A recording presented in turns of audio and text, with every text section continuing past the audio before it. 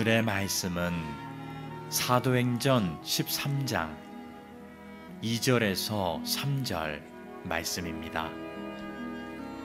주를 섬겨 금식할 때에 성령이 이르시되 내가 불러 시키는 일을 위하여 바나바와 사울을 따로 세우라 하시니 이에 금식하며 기도하고 두 사람에게 안수하여 보내니라. 아멘. 이맘때가 되면 제일 많이 하는 얘기 가운데 다사다난했던 한 해가 저물어 갑니다, 이런 얘기 많이 하죠. 그 이야기는 이제 한 해를 잘 마무리하고 새로운 한 해를 맞이하겠다라는 또 각오도 포함되어 있는 얘기일 거라 생각합니다. 사람들이 여러 가지 계획을 세우면서 이제 새해가 되면 내가 이런 일은 꼭 해야지라고 결심하는 일 가운데 하나가 운동입니다. 그래서 우리 교회 레포츠 센터에도 연말 연초가 되면 그 등록하는 사람들이 보통 때보다 좀 많습니다. 그런데 운동을 한다고 해서 열정만 가지고 헬스장 가서 운동한다고 다 되냐? 그렇지 않습니다. 대한외과의사협회의 회장이었던 이동윤 선생이 얼마 전에 칼럼을 하나 썼는데 거기 이런 얘기를 하더라고요. 무조건 운동한다고 건강해지는 게 아니라 처음부터 제대로 시작을 해라. 그래야 운동의 효과를 볼 수 있다 그러면서 세 가지 지침을 줬어요. 첫째, 운동량을 일주일에 10% 이상 늘리지 말아라. 너무 무리하지 말라는 거죠. 둘째, 운동을 한 다음에 정리 운동을 하지 않으면 근육통이 생기기 때문에 반드시 운동한 다음에 정리 운동을 해라. 세 번째, 가급적이면 여러 가지 운동을 병행해라. 뭐 산책도 하고 헬스도 하고, 그리고 이렇게 운동을 병행하는 게 좋지 한 가지만 하는 것은 운동의 지속성이 없다, 이런 얘기를 했습니다. 많은 분들이 이런 지침을 귀찮게 생각합니다. 그러나 이것은 컬럼에만 나오는 얘기가 아니라 많은 운동 전문가 트레이너들도 동일한 얘기를 합니다. 처음부터 제대로 시작해야 좋은 결과를 가져올 수 있습니다. 전 몇 년 전에 일부러 제가 우리 수영장에 가서 수영 코치한테 수영을 한 1년 배웠습니다. 왜냐하면 어릴 때 제가 배운 수영은 개헤엄입니다. 생존을 위해서 그냥 발버둥 치는 수영은 할 줄 알아도 폼나는 수영을 못해요. 그래서 나이 진짜 50 넘어 내가 선생님한테 가서 벌개 벗고 차렷 자세 해가면서 말 그대로 음파부터 음파 이러면서 발차기부터 한 1년을 열심히 배웠습니다. 그랬더니 1년을 배웠는데 제가 평생 수영한 것보다 제대로 시작하니까 훨씬 좋은 결과가 나왔습니다. 시작이 반이다라는 말이 있죠. 너무 두려워하고 주저하는 것보다는 일단 시작하는 게 낫다, 그런 의미죠. 그런데 사람들은 너무 무작정 도전하고 시작하면 잘 될 거라고 생각합니다. 그러다가 낭패를 보는 분이 참 많습니다. 저는 하나님 일도 그렇다고 생각합니다. 소위 은혜 받았다고 무작정 하나님 일 하겠다고 하면 그런 사람들 무섭습니다. 제가 제일 무서운 사람은 어떤 사람이냐? 목사님, 전 너무 요즘 은혜 많이 받아서요 주의 종 될랍니다. 선교사 할랍니다. 그래서 신학교 가려고 하니까 추천서 써주십시오, 이러고 오시는 분들, 내가 볼 때 영 아니거든요. 은혜 받았다고 다 선교사 되고 은혜 받았다고 다 신학교 가서 목회자 하겠다고 하면 큰일 납니다. 여러분, 뭘 할 때 우리가 좀 힘들더라도 제대로 시작해야 돼요. 그래서 오늘은 사도행전 13장의 내용을 가지고 우리가 어떤 일을 할 때 처음 시작을 어떻게 하는 것이 제대로 하는 것이냐, 이런 걸 한번 좀 깨달아 보려고 하는데, 사도행전 13장의 내용이 오늘 소개가 될 거거든요. 그런데 이 13장의 내용은 우리가 1장부터 12장까지는 지금까지 12사도와 7명의 평신도 지도자들을 주로 다룬 내용들이 많이 소개가 됐어요. 그런데 13장부터는 분수령이 됩니다. 사도 바울과 그의 동역자들의 이야기가 주로 소개가 많이 됩니다. 그래서 1장부터 12장과 13장부터 이후가 내용이 좀 다르다는 것을 우리가 기억하면서 오늘 그 분수령이 되는 13장의 내용을 여러분에게 소개할 건데, 지난 시간에 안디옥 교회가 저 예루살렘 교회가 굉장히 어렵다는 이야기를 듣고 자기들도 어렵지만 그 어려운 가운데 십시일반 모금을 해서 예루살렘 교회를 도와주려고 모금액을 들고 예루살렘 교회를 방문한 사람들이 있었다고 했죠. 그가 바로 바나바와 사울이었어요. 그래서 예루살렘 교회 가서 교회가 너무 어렵다는데 저희가 이렇게 성도들이 조금씩 헌금해서 이거 보태라고 가져왔습니다. 그리고 사랑을 전하고 그들이 다시 안디옥으로 돌아옵니다. 돌아오는데 바나바하고 사울만 돌아오는 게 아니라 거기서 한 사람이 동행을 하지요. 바로 마가라고 하는 사람이 그때부터 동행을 하기 시작합니다. 그래서 안디옥에 같이 와요. 그리고 안디옥에 와서는 예전에 했던 대로 예배 열심히 드리고 전도하고 교회를 부흥시키는데 열심히 노력을 했습니다. 근데 이 안디옥 교회가 실제적으로 1년 안에 막 폭발적으로 부흥을 했는데 리더들이 있었어요. 그러니까 지금으로 말하면 목회자 같은 사람들이 있었는데 그 사람들의 이름이 오늘 1절에 등장합니다. 자, 한번 볼까요? 바나바와 니게르라 하는 시몬과 구레네 사람 루기오와 분봉왕 헤롯의 젖동생 마나엔과 및 사울이라 5명의 이름이 나와요. 근데 이 5명의 이름이 여러분 어떤 의미를 얘기하는 거냐면 굉장히 출신 성분과 인종이 다르다는 거예요. 여기 바나바는 우리가 잘 아는 대로 예루살렘에서 온 사람이고 시몬은 이 니게르라고 하는 이거는요 라틴어로 검다 그런 얘기예요. 그러니까 이 사람이 어디 출신이냐면 아프리카 출신이거든요. 그래서 니게르 시몬이라고 얘기를 하는 거예요. 그 다음에 루기오는 이게 라틴어예요. 로마 사람이라는 얘기예요. 그 다음에 마나엔이라는 사람은 이 사람은 궁궐 출신이에요. 왕족 출신이라는 얘기죠. 그러니까 이게 무슨 얘기냐면 유대인과 헬라인이 잘 섞이고 이스라엘 출신과 타 지역 출신이 함께 있고 권력층과 평민이 함께 할 수 있는 교회가 안디옥 교회였다는 거예요. 여러분 분명히 구성원들을 보면 혈연, 지연, 계급 면에서 전혀 어울릴 수 없는 사람들이 모였는데도 이렇게 잡음 없이 잘 어울릴 수 있는 이유가 뭐냐? 그 비결을 2절이 소개하죠. 2절에 뭐라고 나오느냐? 주를 섬겨 금식하며 이런 말을 해요. 자, 이 사람들은 교회가 모일 때 서로 다양한 사람들이 모이고 부딪힐 수밖에 없는 사람들이 모였지만 그걸 극복하는 과정 속에 뭘 선택하느냐? 오직 주님만을, 예수님만을 열심히 섬기는 일에 노력하다 보니 인간적인 조건, 인간적인 갈등의 요소를 뛰어넘게 되더라는 거예요.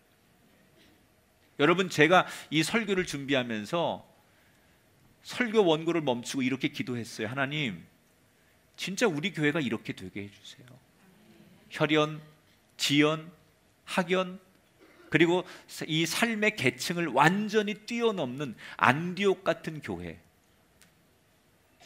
이런 교회가 우리 교회 되게 해 주옵소서.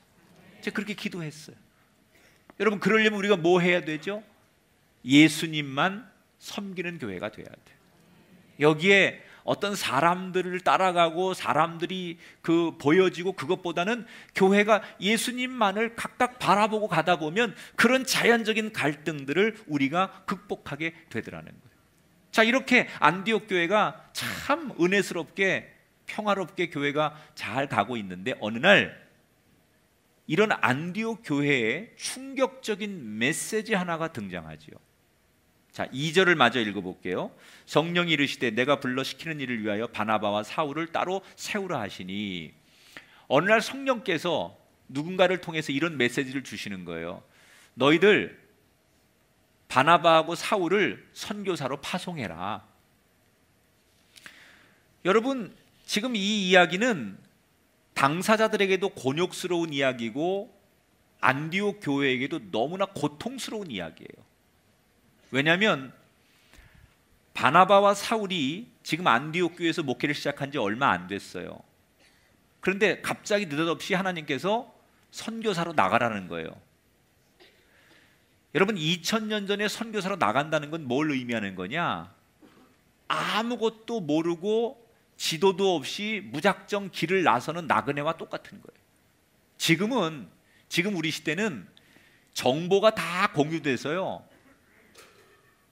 예를 들어서 우리 교회에서 선교사를 파송한다. 아프리카, 저 유럽의 터키, 동남아시아 전 세계 우리가 선교사를 파송할 때 지금은 그 나라에 대한 정보가 다 공유가 됩니다. 언어, 풍습, 먹는 거, 입는 거, 모든 정보를 다 가지고 여기서 그 나라를 놓고서 다 준비를 한 3, 4년간 합니다.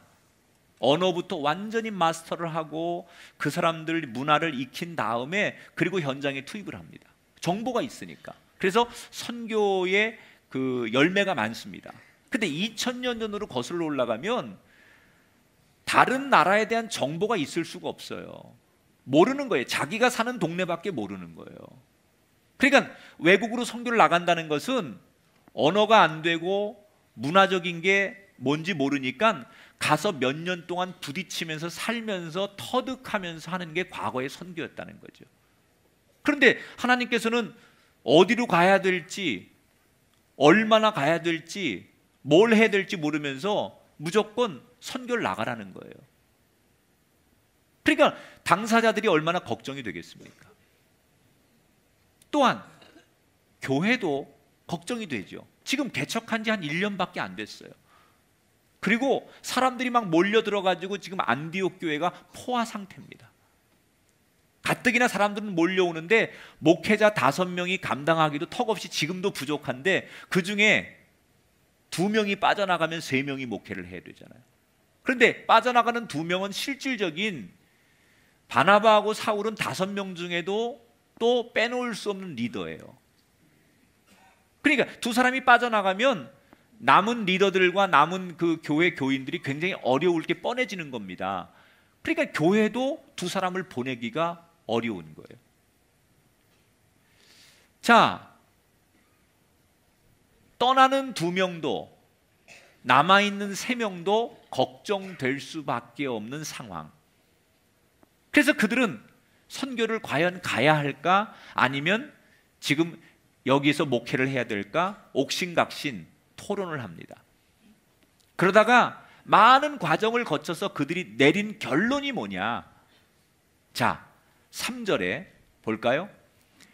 이에 금식하고 기도하고 두 사람에게 안수하여 보내니라. 그들이 내린 결론이 뭐예요? 그럼에도 불구하고 하나님의 뜻대로 순종하기로 했다는 거예요. 분명히 현실을 생각하면 걱정이 되지만 그들은 하나님의 부르심에 순종합니다. 그리고 걱정 대신 순종하면서 새로운 일에 도전을 하는 거예요. 여러분, 하나님은 걱정하는 사람들에게 능력을 주신 적이 없어요.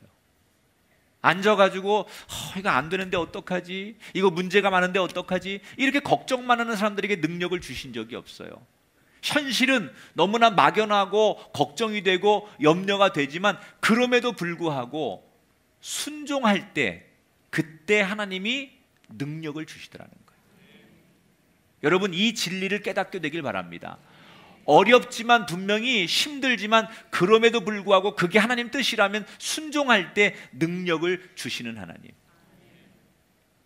이렇게 연말이 되면 교회에서 우리 목회자들이 교인들에게 내년도 사역을 위해서 이렇게 이제 사역을 분배합니다. 그래서 어떤 분에게는 교구장, 셀리더 또는 뭐 교사, 봉사할 선교회 이런 걸 이렇게 부탁을 드려요.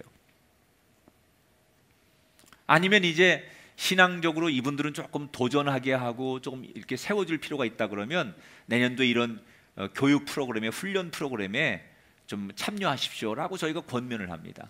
그럼 대부분 뭐라고 얘기하느냐? 목회자님들께 목사님, 제 상황이 지금 가정의 형편이 제 경제적인 그 상황이 또는 제가 하고 있는 일이 자녀 문제 때문에, 또 무슨 가족들 간의 문제 때문에, 또는 건강 문제 때문에 제가 하고는 싶은데 이런 상황이 안 돼서 좀 어려울 것 같습니다. 이런 얘기를 많이 해요.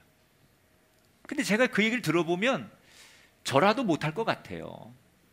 여러분, 목사님들이 여러분들의 사정을 전혀 모르는 게 아니에요. 들어보면 그래, 나라도 그럴 것 같다. 저 상황이라면 어떻게 마음 편하게 교회에서 봉사하고 사역할 수 있겠냐? 충분히 이해가 돼요. 그래서 그러라고 하고 싶어요, 나도. 그런데 성경이 뭐라고 말하느냐? 성경은 그럼에도 불구하고 그 걱정을 뛰어넘어 순종할 때 하나님이 도우신다는 거예요. 여러분, 모세와 기드온과 예수님을 언제 도우십니까? 순종할 때 능력이 나타났어요. 정말 어떤 일을 시작할 때 너무 걱정만 하고 너무 염려만 하고 너무 문제 제기만 하는 사람은 시작을 못 합니다. 분명히 문제도 있고 염려도 있지만 그것 앞에 내가 대의 명분을 가지고 순종할 때 하나님께서 우리가 할 수 없는 일을 도와주실 줄 믿습니다. 자, 이렇게 바나바와 사울은 예루살렘에서 같이 온 마가를 데리고서 선교를 갑니다. 그들이 있는 안디옥에서 남서쪽으로 한 25km 정도 가면 실루기아라는 항구가 나옵니다. 그 항구에서 배를 타고 첫 번째 그들이 선교를 가는 거예요. 그래서 그들이 도착한 선교지가 어디냐? 4절에 보니까 거기서 배 타고 구보로에 가서 이렇게 말하죠. 이 구보로라고 하는 것은 바나바의 고향입니다. 그러니까 처음 선교를 가는데 너무 모르는 곳을 갈 수가 없으니까 바나바가 자기의 고향을 선택해요. 여러분, 고향이라는 것은 저를 비롯해서 모든 분들에게 가슴 설레게 하는 곳이 고향 아닙니까? 우리는 고향하면 다 추억이 있고, 고향은 잘 살든 못 살든 우리가 언제든지 가고 싶은 곳, 설레게 하는 곳이 고향이에요. 그래서 이 바나바는 고향을 선교지로 선택하고 가는 내내 가슴이 설레기도 하지만 한편으로는 두려움도 있었어요. 왜? 여러분, 우리가 전도할 때 제일 어려운 사람이 누굽니까? 자기 가족과 혈연 전도하는 거예요. 이게 제일 어렵습니다. 그래서 전도의 가장 하이라이트가 가족 전도인 것 같아요. 차라리 무슨 이 세상에서 만난 친구들이나 어떤 일을 하다가 만난 동업자의 관계 속에서는 전도하기가 그나마 쉬운데, 내 부모, 형제, 자식 내지는 친척들을 전도하기란 참 어려운 거예요. 그래서 고향으로 가는 이 바나바는 설레기도 하지만 너무 익숙한 가족들을 전도하는 게 부담도 되는 마음으로 가는 거예요. 자, 이렇게 실루기아 항구를 떠난 배가 한 200km를 달려서 그들이 구보로 동쪽에 있는 살라마라고 하는 섬의 동쪽에 도착을 해요. 그래서 하나님 앞에 감사하고 그들은 거기서 이제 본격적으로 복음을 전하기 시작해요. 이때부터 여러분 중요한 팁 하나 드릴게요. 이때부터 사울이 자신의 이름을 공식적으로 바울이라고 쓰기 시작해요. 외국 사람들에게 그 이질감을 없애기 위해서 외국식 이름 바울이라는 이름을 자기가 써서 개명해서 자기를 소개할 때 사울이라고 하지 않고 바울이라고 하는 거예요. 그러니까 우리는 흔히 담에색 도상에서 그 사울이 회심해서 바울이 됐다고 말하지만 맞는 얘기지만 공식적으로 자기의 이름을 바울이라고 소개한 것은 바로 여기서부터 시작이 되는 거예요. 자, 처음 시작하는 선교예요. 그러나 그들은 열심히 낯선 곳에서 사람들에게 복음을 전했습니다. 그리고 결과가 나왔어요. 어떤 결과가 나왔을까요? 7절에 보니까 이렇게 결과를 소개합니다. 총독 서기오 바울은 지혜 있는 사람이라 바나바와 사울을 불러 하나님의 말씀을 듣고자 하더라. 요즘 예능에 여러분 그 우블리라고 하는 중국 배우 나오죠. 추자연 씨의 남편. 그 사람이 서툰 한국어를 할 때 너무 귀엽지 않아요? 뭐라고 그래요? 대박 그러잖아요.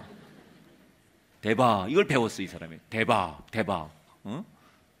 우블리의 표현대로 이 지금 바나바와 바울과 마가의 일행이 섬에서 선교한 결과가 어떠냐? 한마디로 말하면 대박입니다. 대박. 얼마나 많은 사람들이 복음을 잘 받아들이는지, 예를 들어서 그 지역의 행정 책임자였던 총독 서기오 바울이 이 바나바와 바울에게 면담을 요청할 정도로, 좀 만납시다, 나 당신들한테 물어볼 게 많습니다, 이러면서 복음에 관심을 가지고 요청할 정도로 말 그대로 선교가 대박을 친 거예요.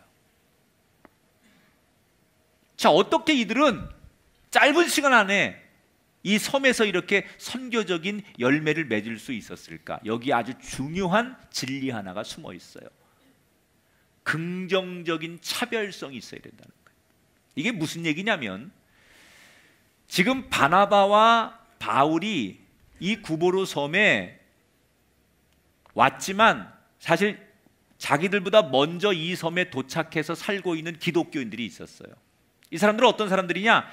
예루살렘 교회에서 막 핍박이 임하니까 그 핍박을 피해서 여기저기 사람들이 막 뿔뿔이 흩어질 때, 그때 이 구보로 섬에 와서 먼저 정착한 기독교인들이 있었어요. 그래서 그들이 교회를 세우고 먼저 복음을 전하는 사람들이 있었습니다. 그런데 먼저 와서 전한 복음을 전한 교인들이 전한 복음에는 별로 열매가 없었습니다. 그리고 뒤늦게 온 바나바나 바울이 전한 복음에만 열매가 많았어요. 아니, 똑같은 복음을 전하고 똑같은 예수님을 전하는데 왜 먼저 와서 전한 사람들에게는 효과가 없었고 나중 온 사람들이 효과가 있었느냐? 그 이유가 있었습니다. 예루살렘 교회 박해를 피해서 온 이 교인들은 아마도 그 죽음이라고 하는, 고문이라는 박해를 피해서 피난처럼 여기에 와서 정착해 살다 보니, 또 처음 와서 정착해 살다 보니 너무 낯설고 두려워서 그랬는지 사람들에게 예수님과 복음을 전하긴 전하는데 항상 뭔가 불안에 쫓기는 사람들 같고 표정 자체가 행복한 표정이 없었어요.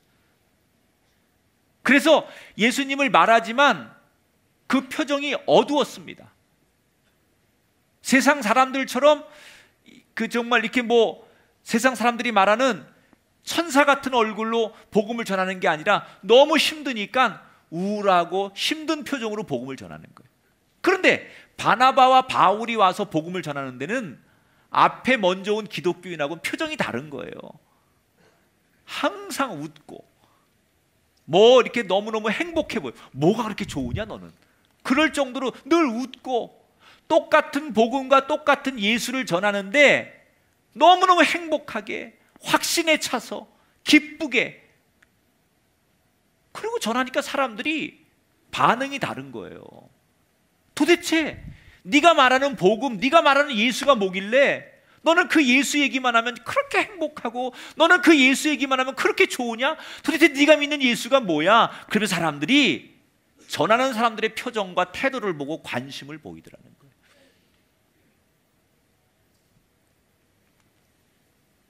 여러분, 예수를 믿으면 저 사람들처럼 달라질 수 있구나, 이런 걸 보여주는 게 복음이에요.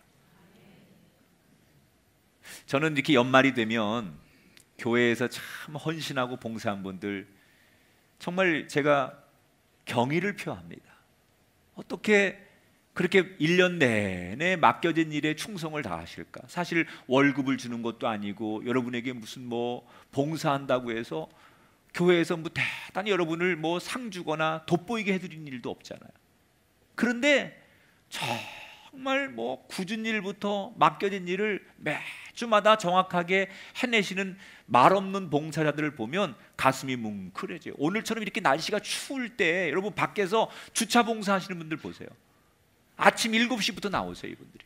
그래서 주차선을 다 해놓고 이 주민들에게 피해가 되지 않게 거기 주차를 하면 안 되는 구역을 다 설정해 놓고 그렇게 봉사를 합니다. 주차봉을 들고, 그리고 안내를 합니다. 예를 들면 이런 것도 있어요. 전도지를 누구한테 가서 주는데, 전도를 하는데 죽도 한 그릇 못 먹은 사람처럼 참 힘없어가지고 예수나 좀 믿으세요 이러고 전도지. 여러분, 하나님의 일을 할 때는 긍정적으로 달라야 돼요. 누가 봐도 야, 예수 믿으면 저렇게 달라지는구나 이렇게 느끼게 해줘야 돼요. 우리가 치유나 기적이 일어나야 놀라는 게 아닙니다. 그냥 우리가 항상 기뻐하기만 해도, 항상 행복해하기만 해도, 늘 우리가 일상 속에서 감사만 해도 나를 통해 예수님이 전해질 줄 믿습니다. 참 중요한 거예요. 그러니까 우리 꿈의 교회가 정말 다른 교회하고 달라야 되는 거, 긍정적인 다름. 기존의 사람들이 예수 믿는 사람이나 뭐 아니나 별로 다를 걸 못 느꼈는데 꿈의 교회 교인들은 다르더라. 저 사람들은 뭐가 그렇게 좋아? 뭐가 그렇게 행복해? 뭐 시간도 드리고 물질도 갖다 드리고 그렇게 하면서도 저 사람들은 뭐가 그렇게 행복할까? 그래서 그 사람 보고서 꿈의 교회를 안아볼 수 없고, 그 사람 보고서는 예수에 대해서 궁금증이 생겨서 안 믿을 수 없도록 만드는 것, 그게 진정한 전도지라는 거예요. 바나바와 바울의 일행은 바로 그 전도를 한 거예요. 전도를 처음 해서 전도가 잘 된 게 아니라 자기들보다 먼저 전도한 사람들이 있었지만 다르다는 거예요. 여러분이 바로 그 사람 되기를 주의 이름으로 축원합니다. 이렇게 구보로 섬을 다니면서 종횡무진 전도를 하던 이 바나바의 일행이 살라마에서 한 150km 떨어진 바보라고 하는 지역까지 들어갑니다. 거기 가서 그 지역의 구르브 섬의 행정 책임자였던 그 서기오 바울이라는 총독을 만나요.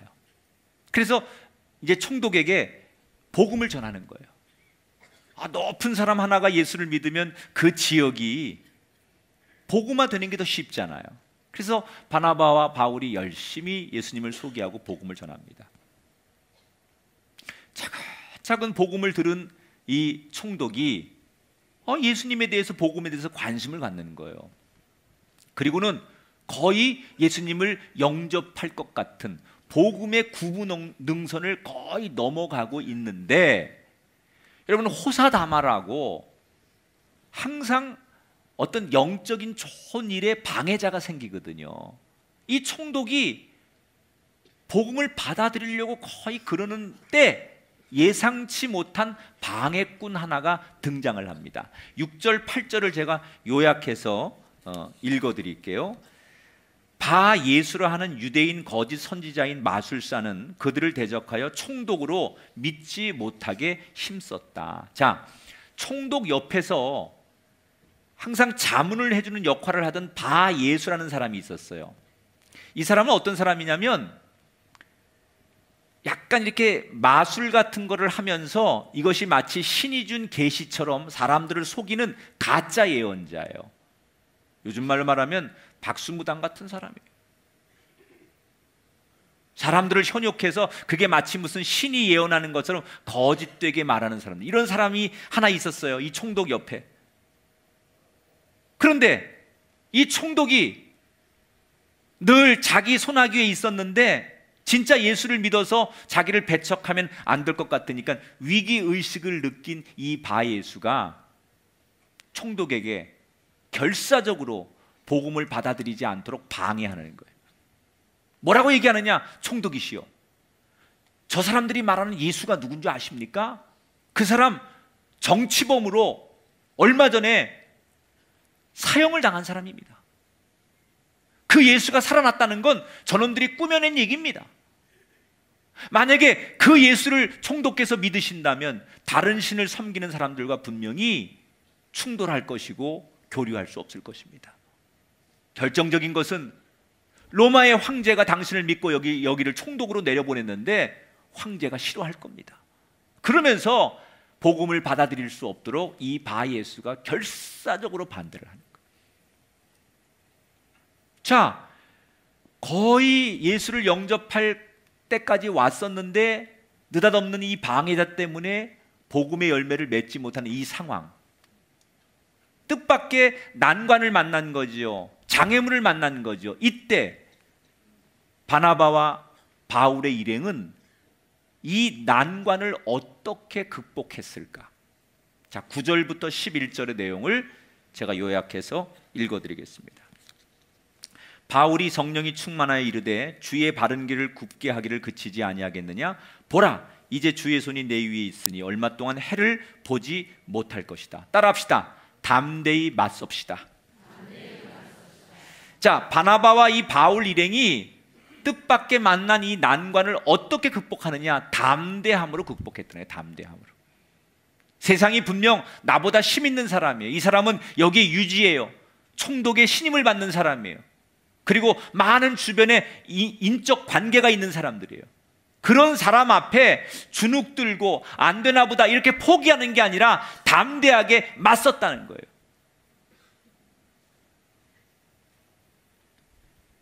여러분, 혹시 여러분의 인생 속에 이 한 해를 지내는 연말에 내가 정말 오랫동안 준비했고 정말 내가 꿈꿨던 일들을 향해서 열심히 살아왔는데 거의 다 완성 단계에 왔고 그 일을 향해서 열심히 하고 있는데 뜻밖의 난관을 만나신 분이 있다면, 그게 경제적인 난관이든 주변의 경쟁자의 난관이든 여러 가지 법적인 난관이든 난관을 만나신 분들이 오늘 이 자리에 계시다면 저는 그분들에게 오늘 이 전하는 메시지가 하나님의 음성으로 들리게 되길 바랍니다. 담대하게 맞서십시오. 바울의 일행이 담대하게 옳은 일이기 때문에 물러서지 않고 기도합니다. 하나님, 저 가짜 예언자에게 하나님의 살아계심을 그래서 선언하죠. 내 눈이 보이지 않게 되리라. 그래서 이 가짜 예언자가 눈이 멀게 돼요. 맹인이 됩니다. 권력을 조금도 두려워하지 않는 이 두 사람과 진짜 신 앞에 속절없이 모래성처럼 무너지는 이 바 예수를 보며 총독은 누가 참 신인지를 알게 돼서 예수를 결국 영접하게 돼요. 여러분, 때로는 우리 인생 속에 세상의 권력 또는 교활한 지혜 아니면 여러 가지 세상적인 힘들이 우리 인생길을 방해할 때가 있습니다. 그러나 예수 믿는 사람은 나의 등 뒤에 주님이 계시니 담대함으로 주님의 능력으로 내가 세운 계획을, 내게 주신 사명을 향해 걸어가는 것, 그것이 일을 잘 시작하는 방법이에요. 우리는 세상에 나가서 전도하다가도 사람들의 눈치가 보여서 잘 못하고 올 때가 있어요. 교회에서 셀리더, 교사, 찬양대 이런 봉사를 하다가도 가족들의 문제라든지 주변의 어떤 상황들의 문제 때문에 부딪혀서 방해받을 때도 있어요. 그러나 저는 여러분에게 도전하고 싶습니다. 절대 도망가지 마십시오. 문제가 왔다고 해서, 염려가 왔다고 해서, 무엇이 여러분을 가로막는다고 해서 도망치지 마십시오. 여러분은 어떤 믿음을 방해하더라도 예수의 이름으로 담대히 맞서십시오. 여러분 힘없는 사람이 아닙니다. 여러분 세상에 강한 것들이 여러분의 앞을 가로막을지라도 세상보다 더 강하고 세상보다 더 뛰어난 예수의 능력이 있으니 담대하게 믿고 선포하시고 부딪히십시오. 마치 다윗이 골리앗과 싸울 때 세상적인 방법으로는 정말 상대가 되지 않지만 내 뒤에 계신 야훼 하나님, 여호와 하나님을 믿고 작은 돌 하나를 던졌을 때 그 골리앗이 무너졌던 것처럼 난 여러분에게 그런 담대함이 여러분 인생길에 시온의 대로가 열리게 되는 축복이 있기를 주 이름으로 축원합니다. 담대할 때 주님이 우리에게 능력을 주시는 거예요. 오늘 이 사도행전 13장은 바나바와 바울이 처음으로 선교 여행을 첫걸음을 내딛는 아주 중요한 거예요. 이 이후에 이제 바나바도 바울도 계속 선교 여행을 떠납니다. 그리고 바울은 평생 선교사로 사는 거예요. 이 첫걸음을 잘 뛰었기 때문에 첫 경험이 그들에게 너무나 좋았기 때문에, 제대로 했기 때문에 평생 아름다운 결과를 맞을 수 있었다는 거예요. 무슨 일을 시작할 때 제대로 시작한다는 건 뭘 의미하는 거냐? 우리가 처음 시작할 때 걱정이 앞섭니다.